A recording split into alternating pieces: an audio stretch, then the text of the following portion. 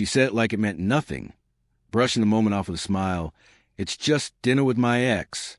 So I let her go, but I didn't sit at home like some naive fool. I showed up with a date of my own. They say trust is the foundation of any relationship.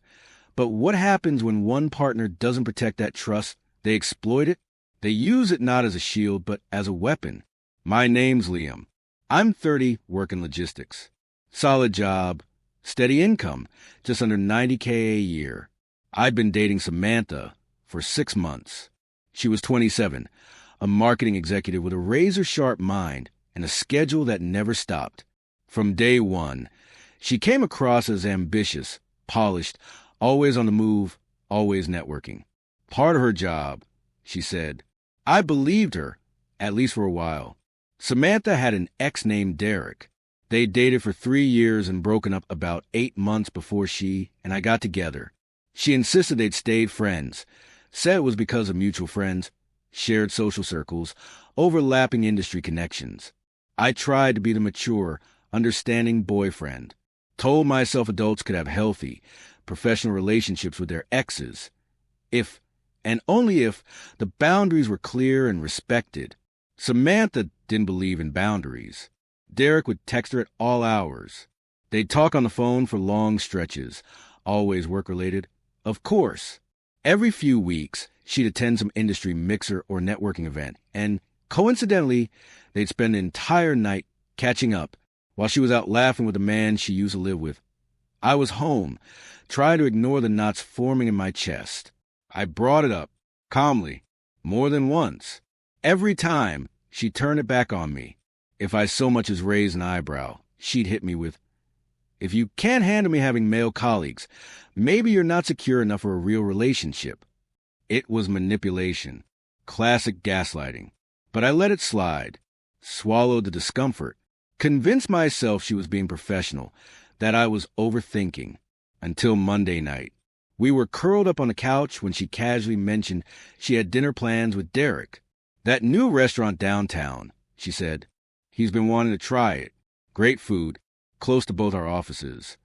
I kept my voice even. "Okay, what time should I be ready?" She laughed. Not the sweet kind, the condescending kind. The kind that says you're not part of the plan. "Oh, you're not coming. Just Derek and me. Business dinner. Potential collaboration." Red flag? No, that was a full red banner, flapping violently in a hurricane. "Samantha, I'm not okay with you having dinner alone with your ex at a romantic restaurant. That's not a business meeting. That's a date." "It's not a date, Liam. It's networking. Stop being so controlling." There was again, controlling. That magic word used to shut me down, to paint my discomfort as a flaw. That night, something shifted. If Samantha was so determined to keep playing games, I wasn't going to sit at home and pretend like it didn't hurt. Tuesday afternoon, I messaged Natalie, someone I dated briefly before Samantha. We'd stayed friendly, exchanged the occasional book recommendation or meme. She was grounded, cool under pressure, worked in finance, dressed like a Vogue feature, drove a car that whispered money, but never screamed it. "Hey, Nat, I know this is last minute, but are you free tomorrow night? There's this new restaurant I've been wanting to try. The one downtown. I hear it's incredible." "Casual dinner, or are we calling this a date?" she asked. "Let's call it dinner and see where it goes." She agreed. Wednesday night. Samantha spent over an hour getting ready. Low-cut top under a sharp, tailored blazer. Makeup flawless. The hallway filled with the sweet haze of expensive perfume. "Have fun at your business dinner," I said as she reached for her purse. "It's a networking opportunity, Liam. Don't start." "Oh, I'm not starting anything. Go land that collaboration deal." She left around 6:30. I picked Natalie up at 7. "So," she said as we pulled out of her driveway, "this feels like more than just dinner." "You're not wrong." "Cool. Just checking. I'm good at playing along, as long as the food's decent." The restaurant buzzed with the low hum of conversations and clinking silverware. The lighting was soft, elegant. Tables spaced out just enough for private conversation. Natalie and I were seated around 7:45. 10 minutes in, I spotted them, Samantha and Derek, tucked into a corner booth by the window. She was laughing, leaning in, touching his arm during conversation. Eyes locked on him like he was the only person in the room. Very professional. Natalie followed my gaze. Yep, that's what 6 months of just networking looks like. They look cozy. Want to make this interesting? I asked, what do you have in mind? Let's show them what an actual dinner between friends looks like. So we laughed. We talked. Shared old stories. Sipped wine. Nothing forced. Just two people enjoying each other's presence. 30 minutes in, Samantha spotted us.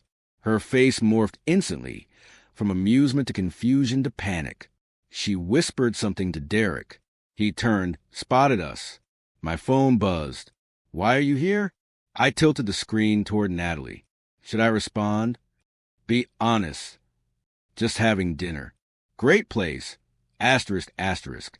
With who? Natalie. You remember her. Asterisk, asterisk. Long pause. Then, this is inappropriate. Why? You said dinner with friends is normal. Asterisk, asterisk. It's different. How exactly? No reply. She left their table around 8:30, vanished into the restroom. When she returned, her eyes were red. Derek looked uncomfortable, tense. By 9:15, he asked for the check. As they walked past our table, Samantha stopped. Liam, we need to talk. About what? This? I'm just having dinner with a friend. Just like you. It's not the same, and you know it. No, it's not. My friend doesn't think I'm single. Derek shot her a puzzled look. Everything okay? Yeah, she mumbled. Just someone from work. Let's go. They left in silence. The next morning, my phone blew up. You ambushed me. No, I made a reservation Tuesday. I was having dinner. Asterisk, asterisk. You embarrassed me in front of Derek. Why would you be embarrassed if everything you told him was true? Silence. Then, what exactly did you tell him about us? That we're seeing each other, but not exclusive. There it was. She'd been telling him she was basically single while making me feel like a jealous, overbearing idiot for setting basic boundaries. It's not like that. I was just trying to keep things professional. Asterisk, asterisk. By using his feelings to land opportunities? You don't get it. It's complicated. Asterisk, asterisk. No, it's dishonest. Asterisk, asterisk. I ended the call. Blocked her. Final update. 6 weeks later, word spread. Derek found out the full story. How she'd misled him, strung him along, blurred personal lines under the guise of networking. He felt betrayed. He cut her off, both professionally and personally. Samantha tried to reach out through mutual friends, said she'd made communication mistakes, wanted another chance.